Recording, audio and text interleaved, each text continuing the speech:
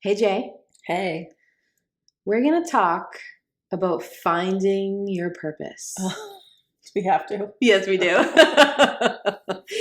So, this is a great topic. We're coming in with a little trepidation because as per usual, we don't look at this from the perspective of what most people in our industry do or how they do. Correct. But I really think that this episode, if you're someone who you're like, I really want to understand my purpose, I've been trying to find my purpose, or I thought I found my purpose, you're feeling frustrated, a little stuck, a little lost on purpose work, I think you're going to love this episode. Yeah, I do too. Because it's a perspective shift. Right. I really do feel, and I don't think this is on purpose the majority of the time, but I really do feel like the way purpose work is presented in our industry is not great. Agreed. It's misleading and it sets a lot of people up for failure and feeling lesser. Well, because it's not like a BuzzFeed quiz. Like you can't just like take like a seminar. Right. And like, I mean, you can do that and start to find out what your purpose work is, but it's not that simple. It's not like just a class you can take and then you know what you're like meant to do forever. Yeah. You know, that's not even what it's about. No, and like that sounds so flashy and cool, and I get the appeal. I really, really do. And you know, I would do purpose stuff with people a lot, and I would have this resistance in the beginning of how I was talking about it because it's not what people wanted it to be. Right. However, I think when you realize what it actually is, you'll be relieved, and that was usually the case. Like, but you sort of have to again like let go of the sort of old ways of thinking about it because purpose work is presented very patriarchally. Right. Well, I was going to say you're also working it within the confines of capitalism, which just your definition of work probably needs some adjusting. Yeah. Like that whole thing, like if you're working in capitalism, figuring out what your purpose is and untying it from like your job. A job. Yeah. Hard work. It is hard work. So if you're like, okay, purpose work, I want to find out what that is. So because once I know it, I'll do my dream job that I came here and was meant to do. That way of thinking is incorrect. And I don't mean incorrect as in like where our opinion's the only right way. I mean, that's like a patriarchal, strange version of what even the word purpose means. Exactly. But can you use this? And I promise I won't keep like veiling it. I'll tell everybody in a minute. But like, can you use this to then apply it to a job? Yes. Yeah, but then you can apply it everywhere. It doesn't have to do just with work. Can you know like a little bit more about your purpose and like never apply it in a job? Absolutely. Why not? Sure, you don't have to. We just get really tied in, and it can be really problematic because I find that this work, when people do it in this, I mean, shock, right? When people do it in a patriarchal way, it gives them a lot of shame. Yeah. And I don't want that for people. Same. Okay. So here's the part that I'm kind of veiling because this is the part that people have a little trouble with at first, but end up feeling a lot better. Yep. Okay. You sort of have to think of your sense of purpose as not a reason to validate your existence. Yes. You are like, if you're like, I need to find my purpose. Most people are saying that because they're like, I need to validate why I got a spot here, why I deserve it. Or I'm lost and what am I doing? Yes. So it's like that you have to let go of that a little bit. And I'll explain why it gets better when you let it go. Because that sounds awful. Like I'm supposed to wander the earth with no idea why I'm here. Like, no, I don't mean that. But I do mean like the idea that you need to validate why you exist needs to be let go or you're going to get so stuck. Absolutely. Okay. So finding your purpose is not to validate your existence or to say you deserve a spot here or you've earned a good life or whatever. You've already stepped into ego when you're doing that. Exactly. And you're never going to get anywhere that way. Right. Okay. So you need to think of it more of having a sense of purpose. Okay. If you're like, what's my purpose? You're saying like, why have I been put here? Right. Okay. That question is unanswerable. Look, my throat chakra doesn't even like me. I'm saying it. But I think also in this culture, we only assign value to purposes that are like above and beyond.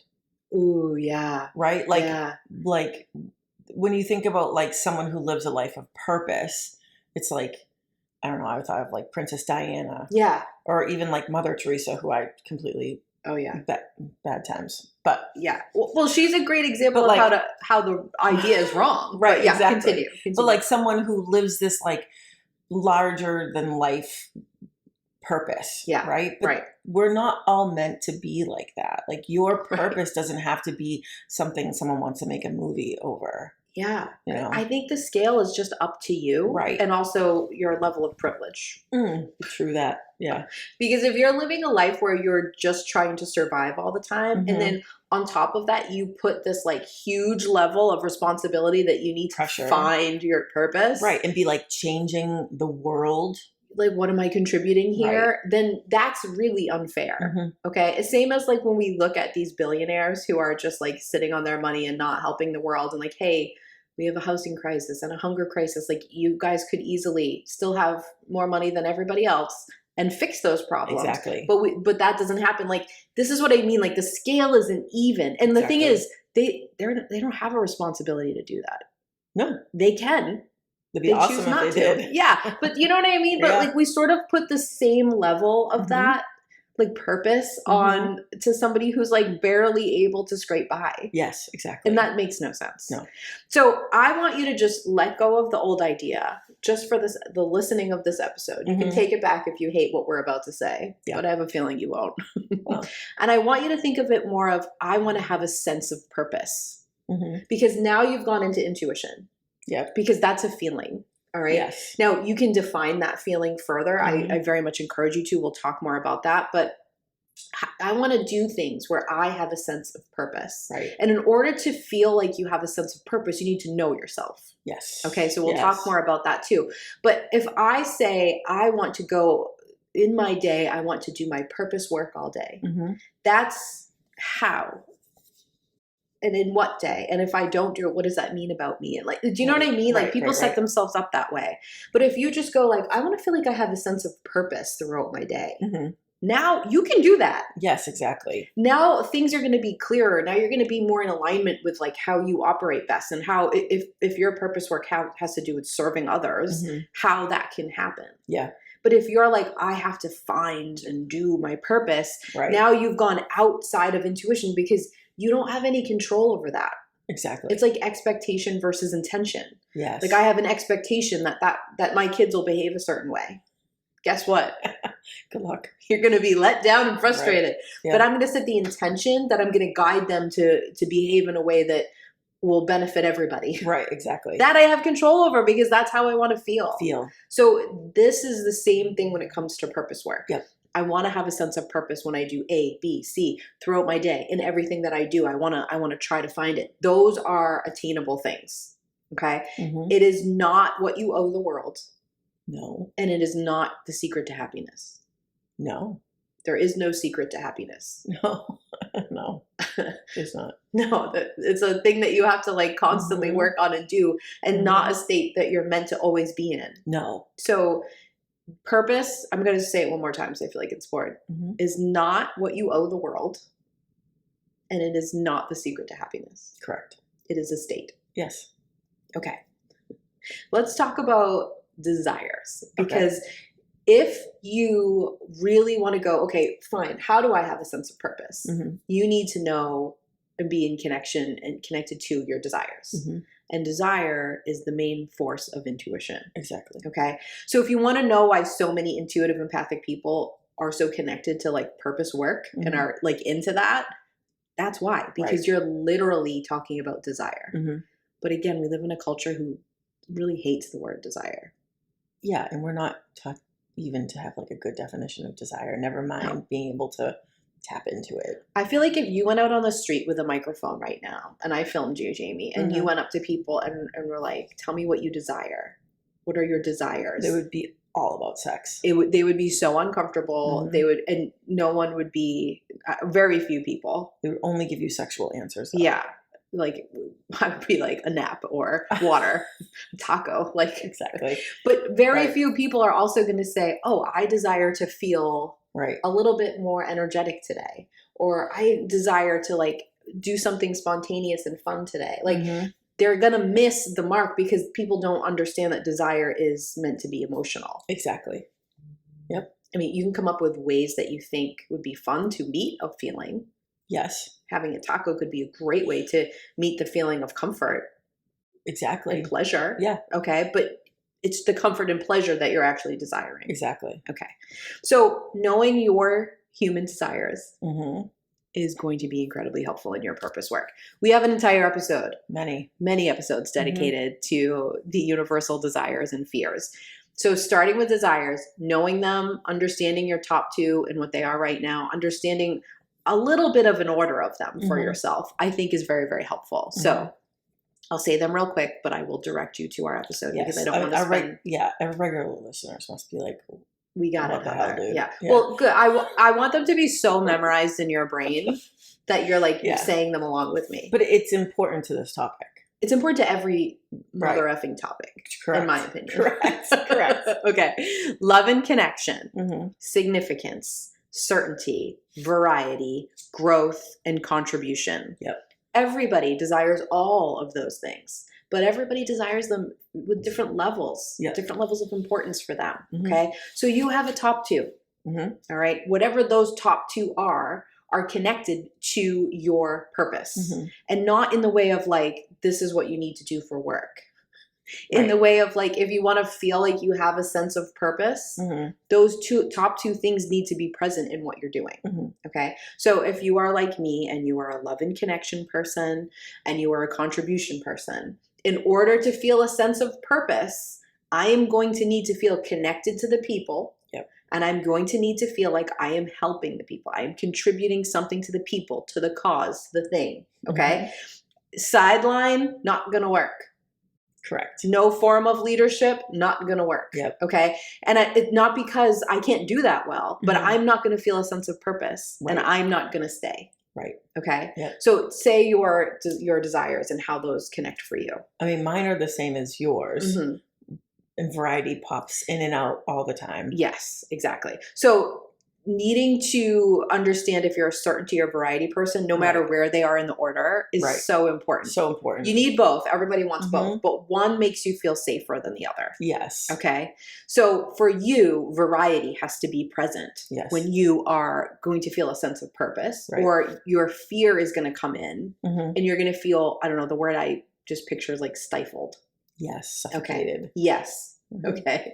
For me, I need the certainty, which means there needs to be some sort of structure or routine or organization to it so that I feel like I have like the room to like, okay, that there's 4 strong walls up. Now I can just like be intuitive.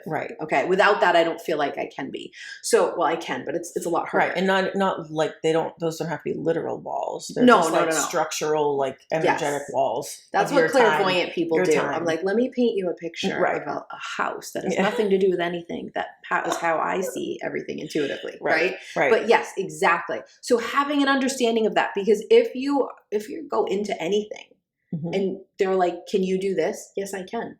But let me figure out how I can better contribute here, how I can better be present here, because then I'll have a sense of purpose, but also I'll actually be better for the whole group. Well, and you're also, if you know these things about yourself, you can also understand why certain things don't feel right to you. Yes. Like when you and I were working on like this job that I've recently gotten. Yes. A lot of it had to do around like with variety. Yes. And like in certainty and feeling like if you're feeling like you're looking for a job, I mean, no, we're not necessarily talking about jobs. But if we're talking about anything like this, if you're like, why don't I want this? Yeah. Why don't I like this opportunity? Why does this not feel right? Yes. I bet if you look at it, there's something triggering one of your desire, like one of your top 2 or 3 desires. Yep. And so for me, it was working around that, like that sort of fear of commitment. Yeah. That's like an extreme version of my variety. Yes. Right. It was like an unhealed version of my Let's call it variety. healing. It's healed now. We've healed a lot of it now. But then it was very unhealed. Yeah. And I didn't understand, like, why wouldn't I want this thing? Why am I not going for this thing? Why is there so much resistance? For like, this is what I want. Yeah, right. exactly. And it was, but like, if I didn't know that about myself, or I didn't have you to be like, hey, variety. I believe I called you a commitment phobe. You did say that. Okay. But like, if you don't know that about yourself, yeah, it can be very frustrating. It can. And the flip side to that is that it's a power move when you do know it and know what to ask for. Exactly. Right? Hey, I can do this job. I can actually do this job amazing. Here's what I need to do it to the best of my ability. I'm going to need variety to look like in these ways. Right. And to say that clearly to someone, the majority of the time, the answer is yes. Exactly. If you know how to frame it. Exactly. You know what I'm saying? Right. So, hey, when it comes to my purpose, I need variety put in. Yeah. Hey, I need some flexibility in my hours. Yes. I need, you know what I mean? This thing you've given me to do, I love it. I'm so excited to contribute in this way, but you're going to need to give me a little more structure here because otherwise I'm not going to be able to do this to the best of my ability. Yes. When you speak like that to people, they move shit around to accommodate you. Right. But when you're just stuck in the like, oh my God, I don't know why I'm overwhelmed, the freeze. Yeah, right. then you can't. That's purpose. Yep. That's knowing purpose. That's knowing how to have a sense of purpose. Yep. If you are on the spectrum of intuition and empathy, like the further down that spectrum you are of being intuitive and empathic, because we all are. Yeah. Okay. But the further down that you are, the more important it is to you to feel a sense of purpose when you do anything. True. That's true. Okay. Yep. So you know that little thing in your head when you actually give yourself a break and you're not doing anything that is productive for any human except for yourself, and your brain starts to be like, what's going on here? If you can have a sense of purpose in resting, you're all set. Exactly. You'll feel okay. Right. But if that drive is always going to be in your head, you just need to understand it and need to know how to fit it into your own life. Exactly. The same goes for the fears. Yes. Okay. Fear plays a huge role in your purpose, and it's really not talked about. Like this will surprise no one. I went and like looked on, I like Googled how to find my purpose to see like what. Was it a BuzzFeed quiz? I bet there's one. There were definitely quizzes. I don't think I noticed a BuzzFeed in particular, but there were definitely a lot of quizzes, which already makes me like, But if the quizzes are to sort of discover how you want to feel, then I'm sure they're awesome. Right. But there's a lot of like Myers-Briggs type things. Or even, what is it, like the ASVAB or something when you're in high school and you have to like, they send you into a career or the military or something. Yeah, they're like, oh, I think when I did it, they were like, you should be a nurse. And I was like, as much as I would love to help people in that sense, I would be passed out and puking. You sure would. I do not have the stomach for that kind of work. I don't know. I don't even have the stomach for hearing about that kind of work. Nope. I watch TV shows with a hand. Like it's over my eyes, so I see less. Yeah, of no the nursing screen. For you. No, so like they miss things is the point of that, right? Yeah. But fear plays such an important role here, and I did not see that mentioned when I was like in like zero of the places, and I think I did like 2 Google screens and then quit because I couldn't bear some of it anymore. And again, that's not to say that people who are like out there trying to help you find your purpose are all doing it wrong. No. As a collective, there's a lot of misinformation and missing things. And if you're not talking about fear, basically in anything, you're missing something. Agreed. But your fear plays such an important and pivotal role in having a sense of purpose, or quote unquote finding your purpose, that it's bananas to me that we're missing it. Agreed. Okay. So your universal fears, again, episodes, go listen. Many. And go in detail. We'll help you figure it out. Okay. They are abandonment, rejection, and fraud. Yep. Okay. If you've listened to the episodes multiple times and you can't figure out what yours are, you are fraud. Yeah. Okay. I'll help you further if you need it, but just start there. Yep. Okay. So those are the top 3. You fear all 3 of those things. You fear being abandoned, you fear being rejected, and you fear being seen as a fraud. Okay. But one of those is your main one. And it's you're driving in the car, it's the steering wheel. Yeah. It's the which way you get to every place you're trying to go. That's what it controls. Right. Okay. And it's a good thing. Fear is a good thing. Yes. Can it become a bad thing? Yes. But it is a good thing when in balance with your intuition. Yes. Its job is to keep you safe. Yes. They work so well together. We want you safe. Yeah. Your life is a cup. Your intuition's job is to fill the cup with lots of amazing things. And your ego's job is to protect the cup so it can continue to be filled. Yes, okay? exactly. These are important things. Yep. We need them. All right. But if you don't have your fear right at the front when you're trying to develop purpose, when you're trying to have a sense of purpose, if you don't know what that is and how it's going to show up, you're going to struggle. Right. Okay. So as a rejection person, okay, I know that when I go to do anything purpose-wise, one of the things that's going to hinder me the most from connecting to people and contributing to people is the fear of rejection. Yes. Okay. Not only in the beginning, but the fear of my idea being rejected, the fear of not speaking clearly enough, the fear of I wore the wrong outfit so no one's listening to me properly because they're distracted because they think I'm a hippie or they think I'm not a hippie or they think I look silly in a business suit. Like that's what rejection people do. We spin over that because most of us had childhoods where we were just very misunderstood and people didn't get us, right? We still feel that way. But that, if I don't make space for that in what I'm doing, it will consume me. Yes. Okay. And it's not about beating it. No. Okay. It's about bringing it because as a rejection person, I am very good at connecting with people. That is a superpower that has been created based on the fact by your rejection that I feel a big fear of rejection. Exactly. So if I bring it with me and I know, then I know the right language to use. I know how to communicate to people so that they reflect back what I need so that I can do the thing that I need to do. Yep. All right. I know what to put in. Like I don't need to sign a 10-year contract to feel like you're not going to abandon me. All right. But I do need to know that like the ideas that I'm going to present, even if you don't do them, that you're going to understand that I have a high rejection sensitivity. So you're going to speak to me about them in a certain way. Right. Otherwise I'm going to shut down. I'm not going to do my best work. Right. Okay. How do you think abandonment shows up? I mean, well, like you said, like I think if you're talking about work, I mean, I think we would fear like getting fired, like being left. Yeah. But yeah, I think that I would fear that my boss or people would feel like I wasn't valuable enough and they just decide to let me go. I think abandonment people have that like, am I going to be enough? Right. Or are they going to leave because I'm not doing enough? Am I showing up the right way? Where rejection people, it's usually the same, but in the too much. Yeah, and I think we would also be like probably overworkers.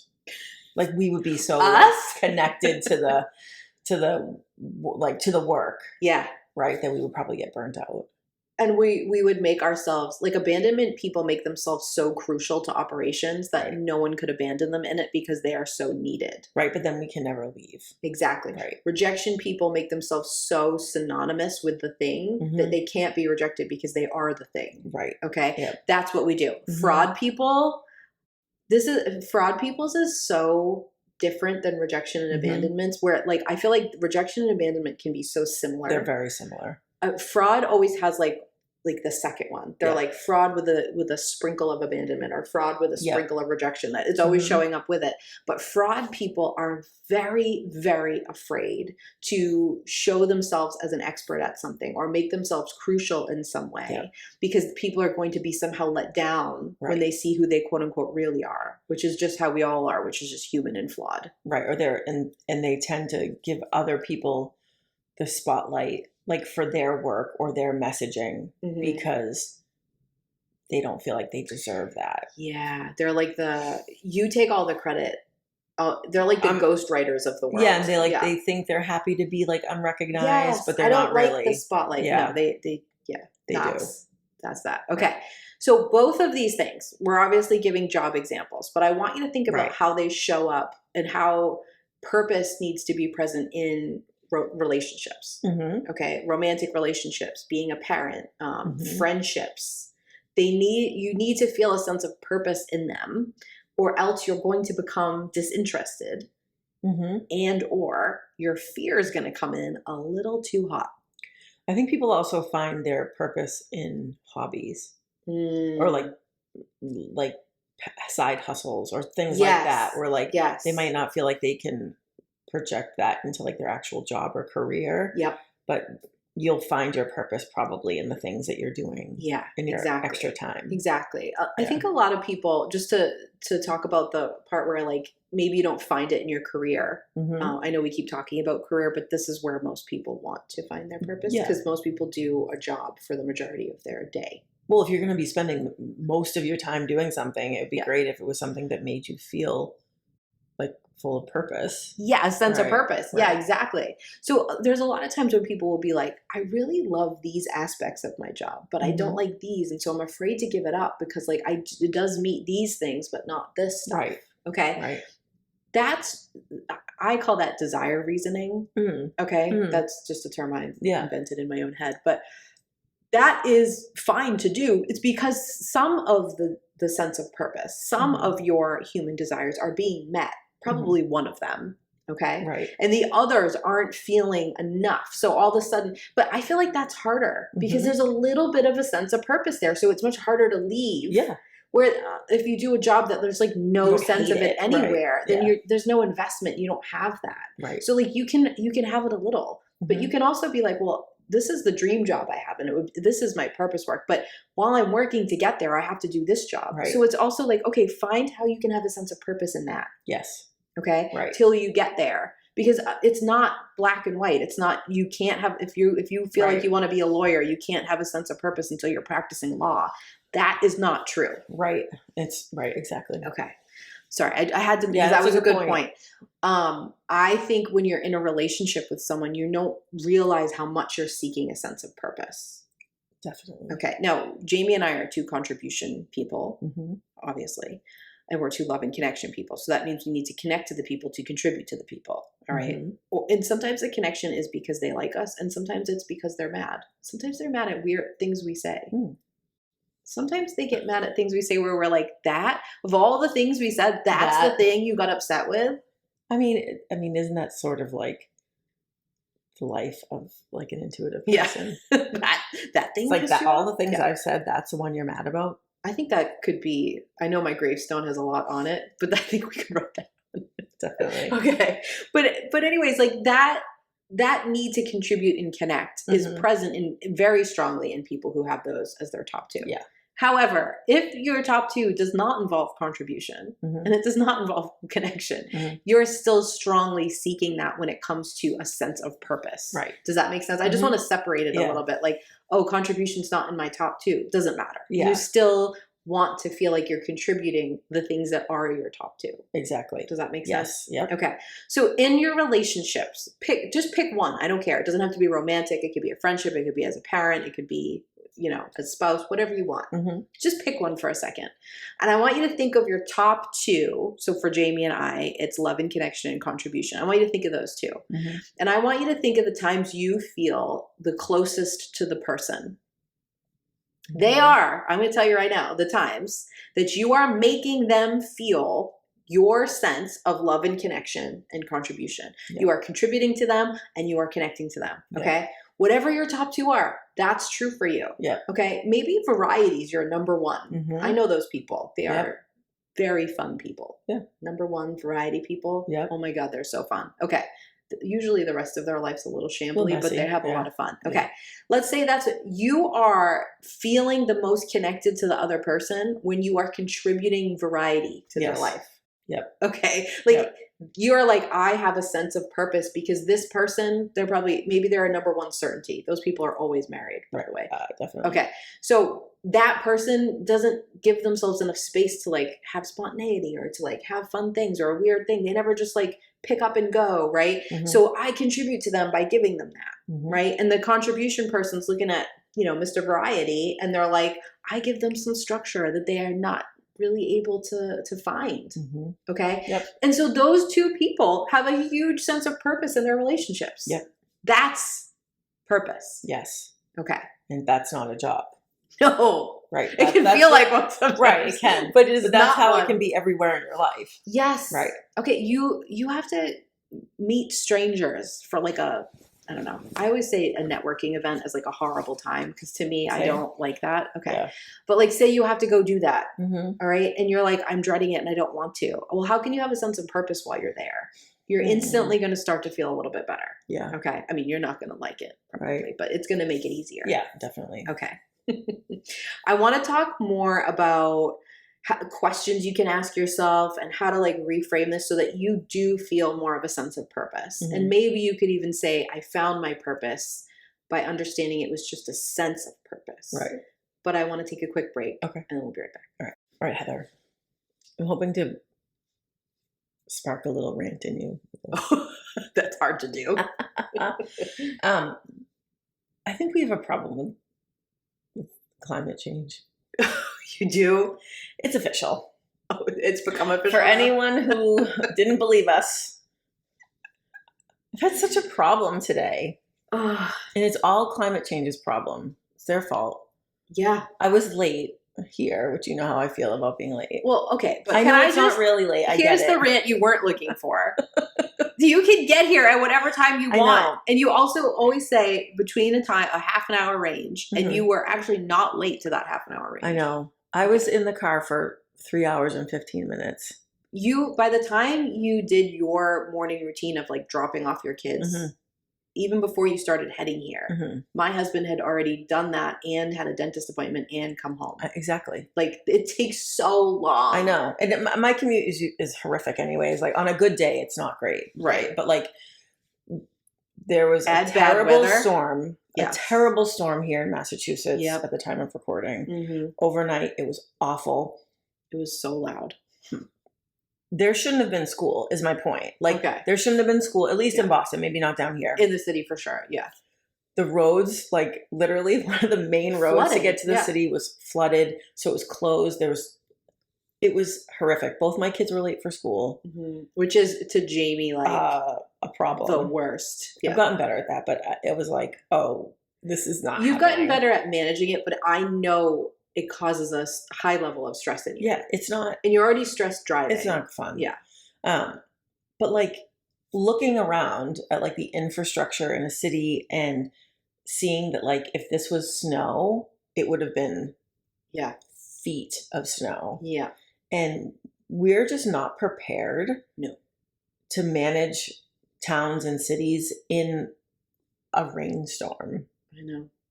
And the problem with that is that it's climate change and that like we're going to be having more and more of these. This is just getting worse. And this is like, this is a problem with like intuition. You're like, why are you talking about this, Jamie? What's this have to do with intuition? Well, because first of all, we all know it.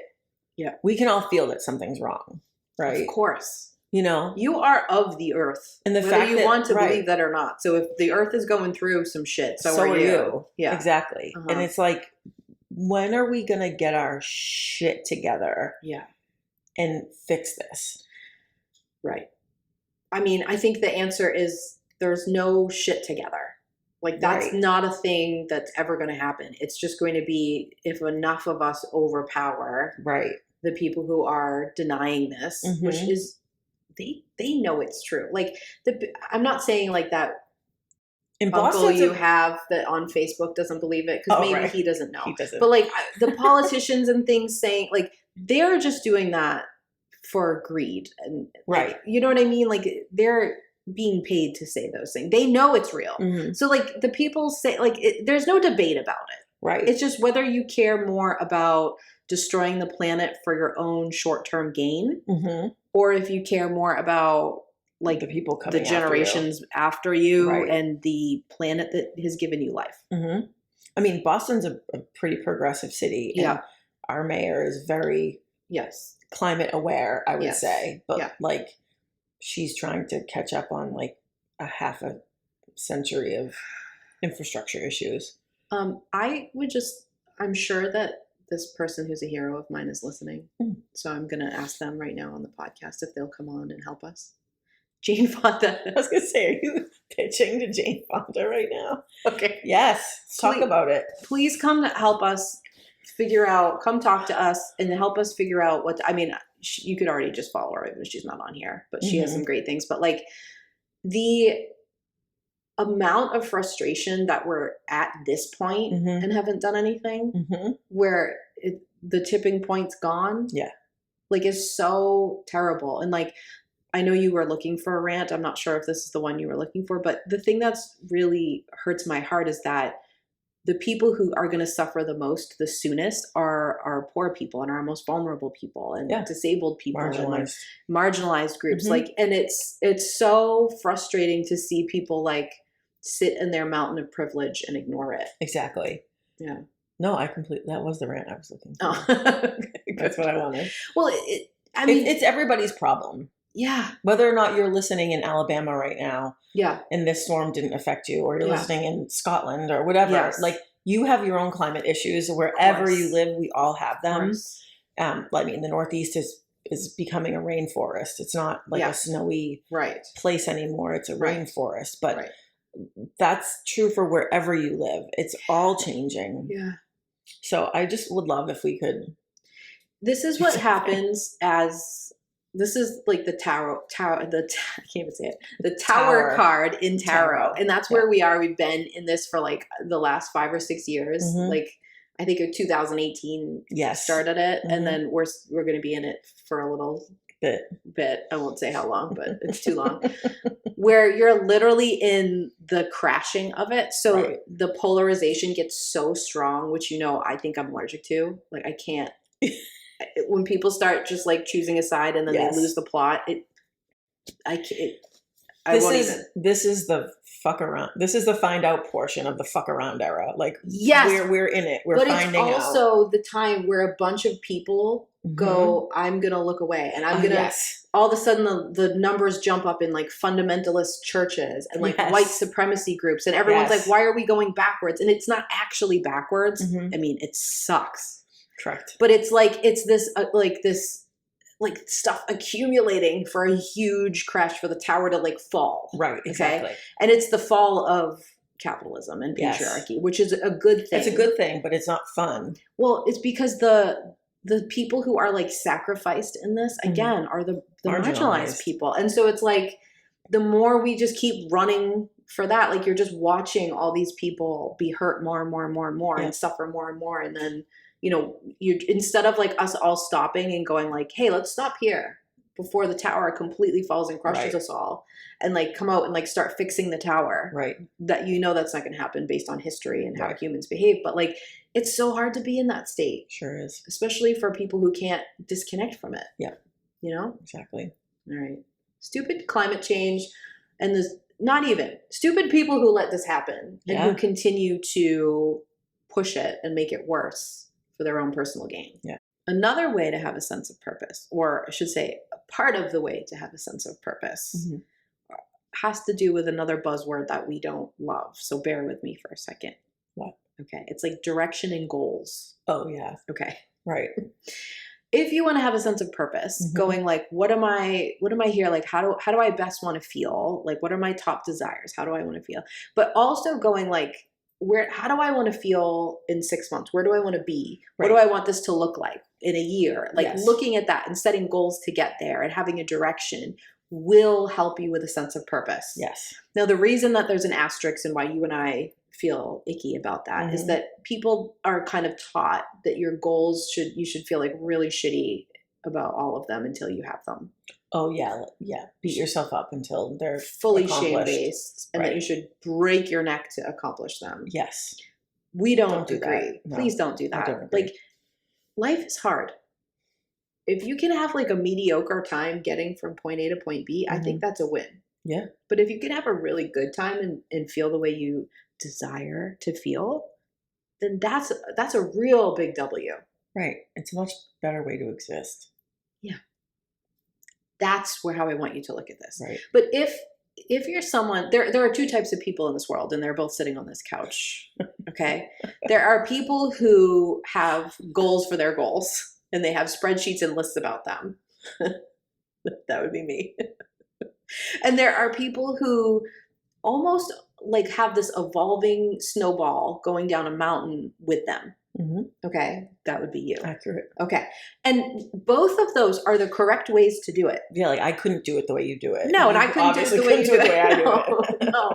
But neither is right and neither is wrong. It's just having a sense of awareness of how you operate. Right. Not being too like, I can't be too structured so that like then there's no room for me to be creative. Yeah. Okay. But I know that, and I know when I've hit that tipping point, right? And you can't be so unstructured that you don't have enough space to like actually figure out what you're doing. Yeah, I know when to rein it in. Or make it harder for yourself. Right. So like both of those things need to be managed, but there isn't one right way to do this. Like this is the thing we always say: you don't have to get up at 4 a.m. and meditate for 3 hours and drink a green smoothie.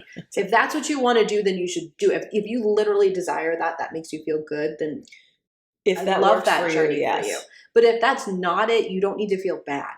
Is my point. Beating yourself up because you didn't do it. Please stop. And the goals, set goals, right, that have to do with how you want to feel. And we do have an episode on that. We do, of course we do. We have episodes on everything. We just had 150. I know. That's a lot of episodes, Heather. I know. Sorry, we have been talking for so many hours, Jamie. It's true. But like, go back. So many of those kinds of episodes we do because we refer to these things. Right. They're foundational. Right? Yeah, foundational. We want you to go back and to listen. Maybe you've already listened. Go back and listen again. Right. Refresh. Okay. Right. Because we get the wrong messages from society so much that are telling you to feel shame or feel guilt.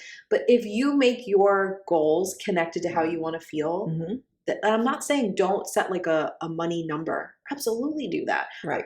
But like also, how do you want to feel when you get it? Keep that with it and you'll be okay. Yes. And whether you're a snowball down the hill or you're a spreadsheet person, either way. Okay. Ask yourself, this is a pro tip. Ask yourself how you don't want to feel.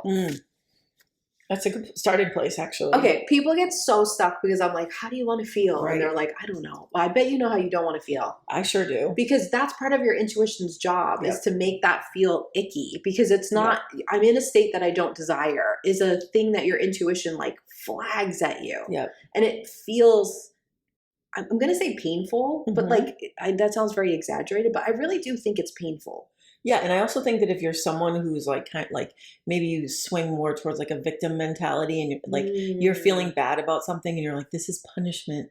This is what I get for doing X, Y, and Z. This is why I'm here. Like, no, actually, this pain that you're feeling is an indicator of where not like what direction to leave. Yes. It's not a punishment. It's your intuition flagging you. Yeah. We talked recently about anger a little bit and how anger is good. Yes, it is. Okay. And like, obviously anger, like any emotion can be go too far if you get stuck and you don't hurt move people through with it. Right. Yeah, absolutely. Right. But a healthy expression of anger is very, very good for you. You're meant to feel angry. And anger is one of the states that your intuition helps bring up for you so that you will change because it's a very strong sense of a desire not being met is anger. Yeah. So is frustration. So is sadness. Right. So is like boredom. Okay. These are all good, healthy things to feel. And that doesn't mean you're doing anything wrong. It just means, oh, this doesn't work. I think it was yesterday I said like, hey, this thing I've been really into, it's suddenly feeling not like I'm not as into, like I need to change something about it. I don't know what. I'm not worried about it yet, but I'm just saying I felt the little click. Noted. Yeah. Right. It's like a little, when I go to do this now, it feels different. Right. Or how about you maybe start to see emotions as like morally neutral? Yes. Right? Yes. Like happiness, gratitude, those are wonderful. They're great feelings. They feel good in your body, but it doesn't mean that you're a better person because you're happy all the time or you're so grateful all the time. And the same is true for like negative emotions, quote unquote, right? Like boredom, anger, those aren't morally bad feelings. Right. They're all just indicators for you. Absolutely. Like just a silly little example, because it doesn't even have to be dramatic. To me, boredom is the best precursor for creativity. If I feel bored, it's going to spark my creativity. But if I have so much to do, or I'm like in that space where I'm like, oh, I'll just do this, and I don't stop and go like, none of this is lining up. That's not going to happen. Right? And that's not everyone's process. But for me, I hate feeling bored, but I know like, ooh, let me lead into it a little and really explore what I need to feel because there's something creative needs to come out of it. Agreed. And it's the same for every emotion. And I think taking what did you say? The moral, like they're morally neutral. So just having to be morally neutral Yeah. is everything. And I know you've seen this stuff. We've talked about it because of course we have an episode on it with frequency and like anger and sadness and grief are lower frequencies and pull you down. That's true. But just because you say, I'm going to skip those and I'm going to be happy and grateful, doesn't mean you aren't experiencing them. You're just not moving through them, which is the thing that lowers your frequency about it. And that's only bad if you live there. Yes. But it's a lower frequency to feel anger or whatever.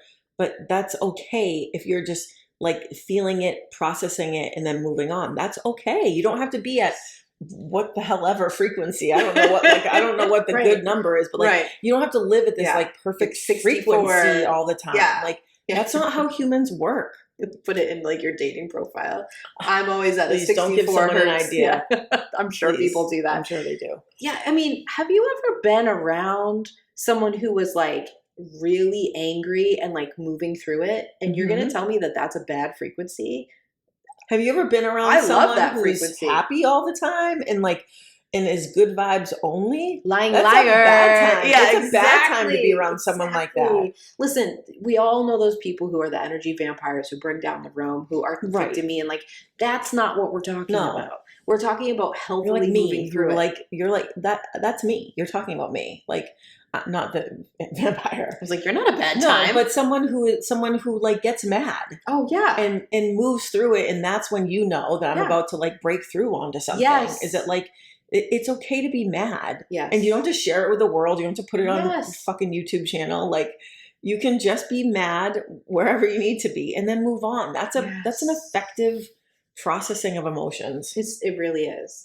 You know, something I've sort of recently worked out in my head is that my whole entire life, mostly as a kid in my 20s, was called moody. Same. Okay. And the thing that made me think about it was that my husband disagrees. Oh. Which is wild to me because I would think of all the people in the world, he would be like, like, you know, tiptoeing around my moods sometimes. No. Okay. So it made me just think like, wait, am I? Or have I just been told that I am? And what I realized is that I'm just an emotional person. I was going to say, are you just emotionally intelligent? Also, maybe this is like a masking thing that I wasn't doing well or whatever. Also, if I'm not having a good time, I'm not pretending to. True. And when you're a woman, true, people get really pissy like about that. No, if I'm like, I don't like what you're talking about. I don't like this thing. I'm going to sit and my face is going to do a thing. And you're going to know. That's how I am.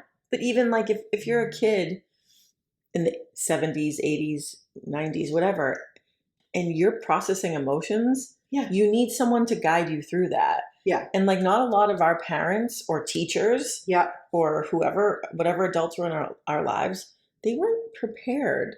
They didn't know how to like walk us through emotions.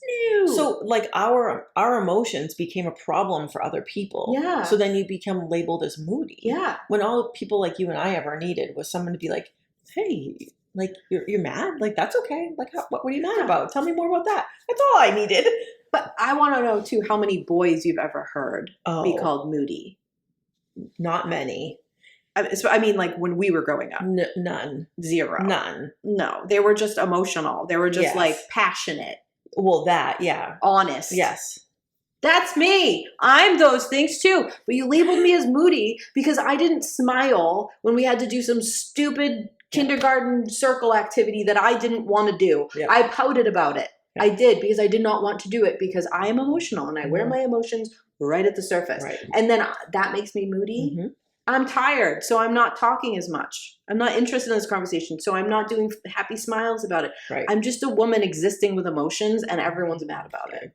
That sounds about right. So I don't even know how I got here, but I'm just saying, like, your emotions, move through them. You're allowed. But like we have these things like being labeled these ways that make us go like, oh, wait a minute. Like someone has to tell you like, I don't actually think you're like that. Right. To go, wait. Why do I think I'm like that? And then I think like my mother says the same thing about herself. She's also just a highly emotional person. But when your mother's like, yeah, I'm moody too. Like it just keeps passing. My grandmother was a moody woman also, right? Right, but your husband doesn't see you swinging through moods. You're not you're not moody in that like your mood is always changing. No. He just sees you at different moods. I'm just reacting. Right, they're not like out of control or like, I mean, sometimes, like that. But not usually. But it's the same for you. Like, oh, you're angry, you're frustrated at that. Right.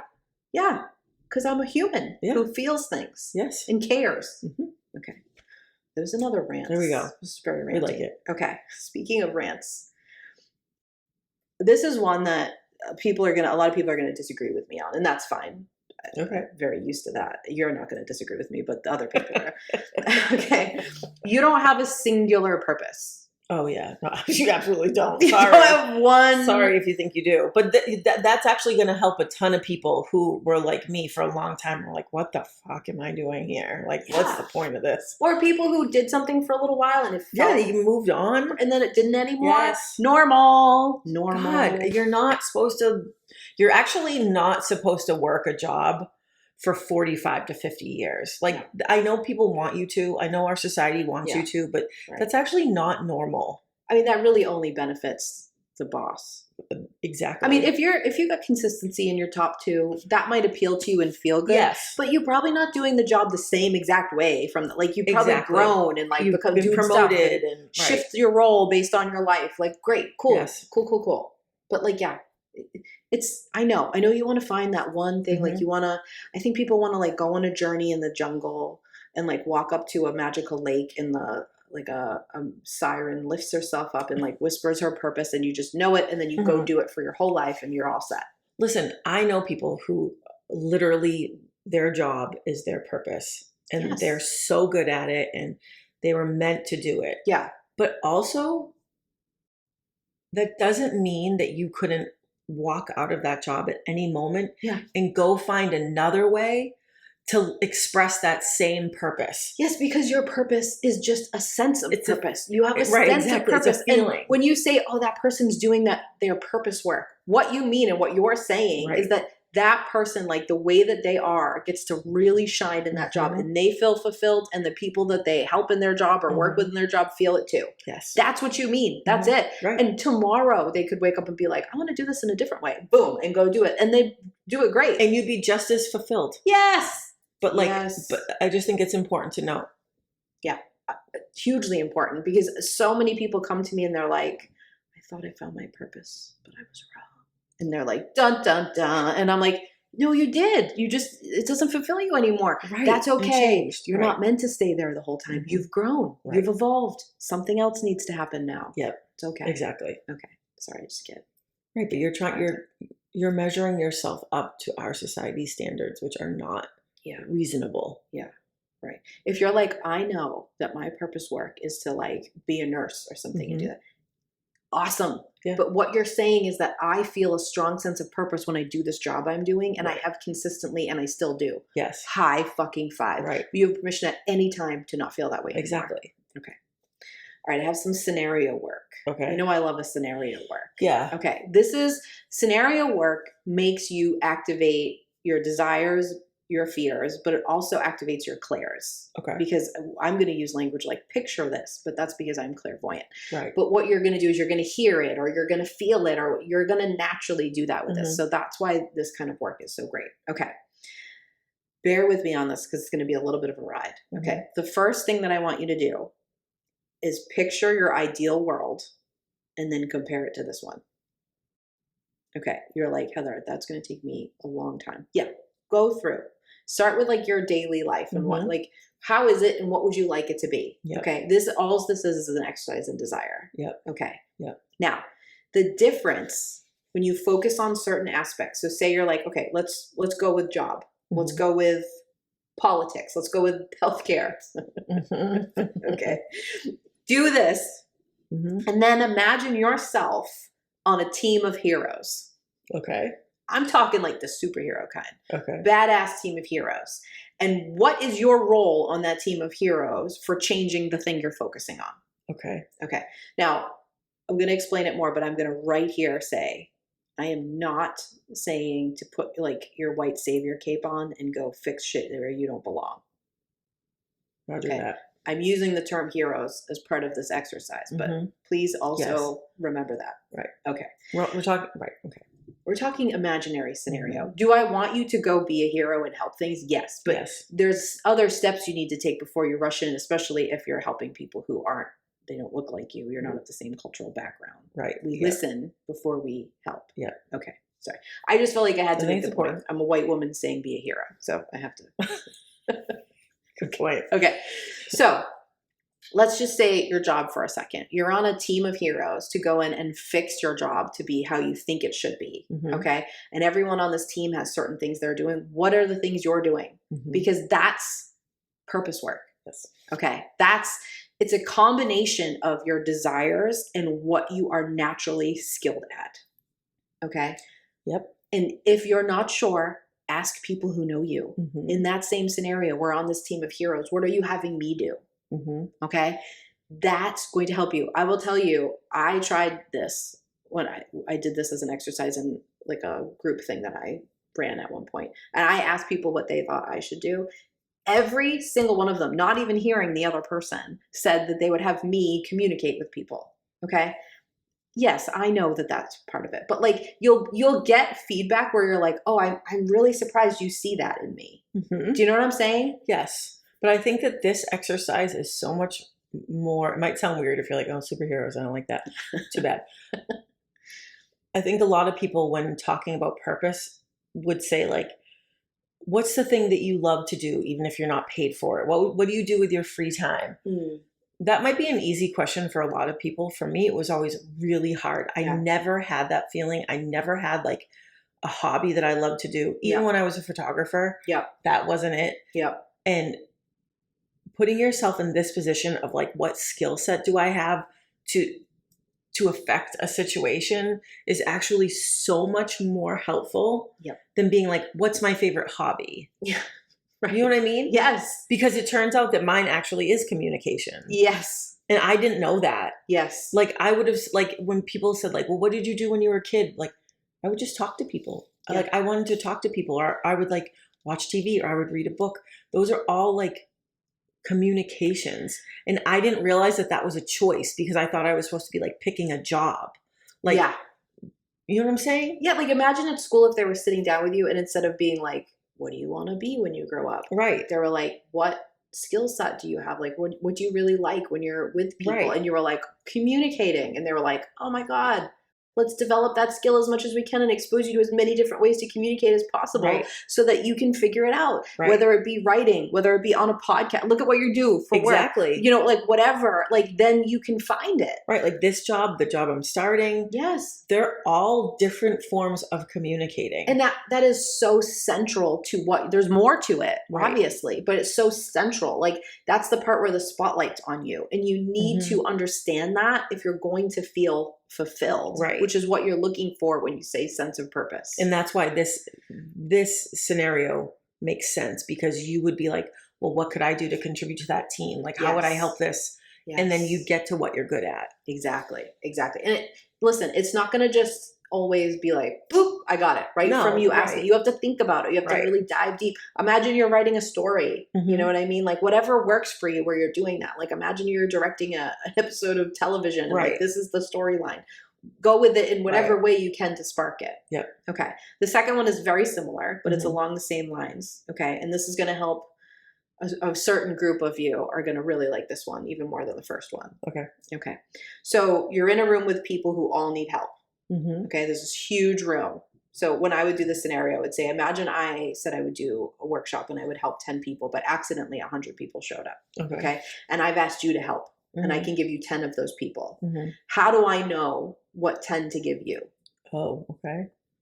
That's interesting. Okay. How could you help them? What's your helper role here? And how do I weed down? What questions do I ask to find the people that you're going to be the best at helping? Okay. All right.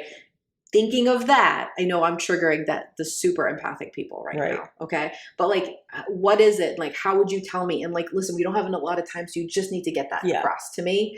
What kind of things do you start saying? Okay. Just as if you're answering me, talk. Yes. And see what comes out. You're going to be surprised and you're going to discover stuff. Yeah. Okay. Super, super helpful. Okay.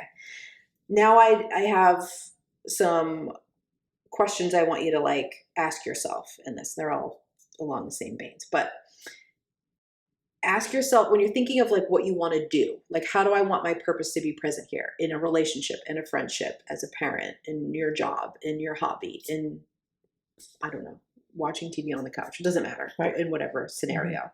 In what ways can I do the things I've discovered right now? Okay. So you've discovered these things about your purpose. Okay. You do this for a job. You're in this relationship. What tools are at my disposal to start doing this now? Right. Okay. Because otherwise you're going to feel really like, oh God. Right. Like your desire is going to be like 10 years down the road with tools you don't have yet. And you're going to be sitting here in a puddle like, Heather and Jamie, why have you done this to me? Because I now know this and it's not present. Right. How can I start doing it now? Yep. The beautiful thing about a sense of purpose instead of some like golden magical purpose is that you can have it in any moment. Yep. You can create it. So find it. Right. For one of the things that I do constantly, and I think people think that it's more noble or more like brilliant than it is that I'm always studying human behavior. Yeah. I'm always trying to figure people out, and people are like, oh my God, that's cool or something. But the thing is, that gives me a sense of purpose. Right. Whether I'm just sitting and talking to you and you don't know who I am, whether I'm at the grocery store, it doesn't matter. That's why I'm doing it. Right. All right. So the same thing is true for you. The thing you do when you're bored with people, when you're in a group of people, is purpose. Right. Okay. Exactly. Because that fulfillment comes in and then your desires start to get met. Right. Does that make sense? Okay. Now say to yourself, how would I like to be having this sense of purpose present in 6 months from now? Okay. 1 year, 5 years, 10 years, keep going as much as you want. Stop where you want. And then just go like, what are some things I could do, some goals or directions to like start going there? Right. And depending if you're the snowball down the hill person or the spreadsheet person, make them accordingly. Yeah. Okay. Loosey-goosey ones that have to do with how you want to feel and a general sense of direction, what it might look like over there. Yep. A spreadsheet of exactly the plan. That's no way that you're going to do it exactly that way because the universe has better ideas than you, but that makes you feel better to create. Do that. Yep. Okay. That's the trick. It's a good one. What do you think, Jamie? Like, what else do the people need to know about their purpose? Well, I think it's like most things that we talk about. The only thing I would add is that just your awareness of this. Oh, it's already like I think better. Hopefully if we've just at least sort of cracked into your head like the sense of purpose over my purpose.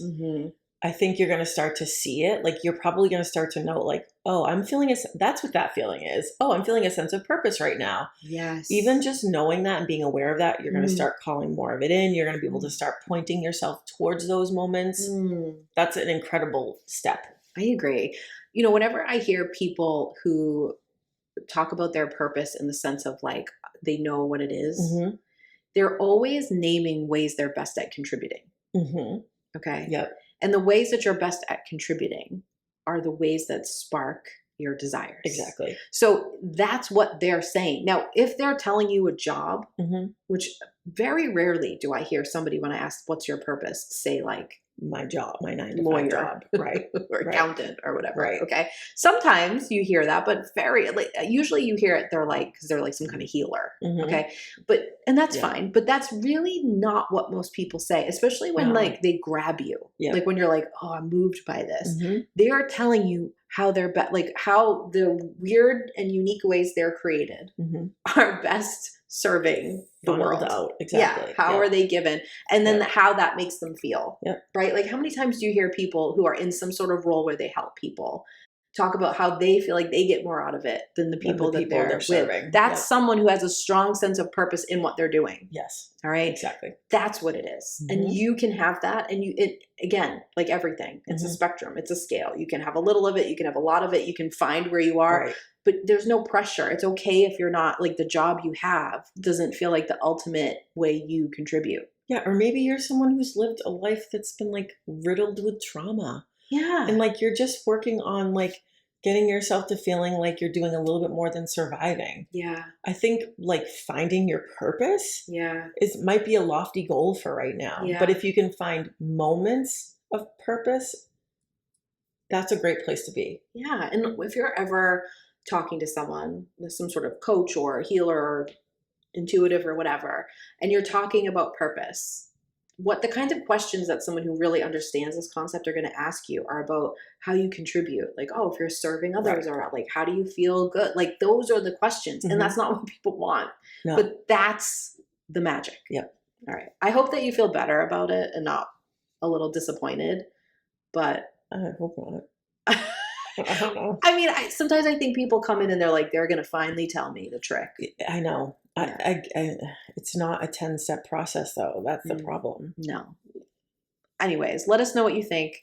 If you feel like in your life you have a lot of purpose, like you have a strong sense of purpose in a lot of different areas, please write in and tell us about it, because I'd love to share that with the people. Same. Okay. Let's go get some coffee. Yes.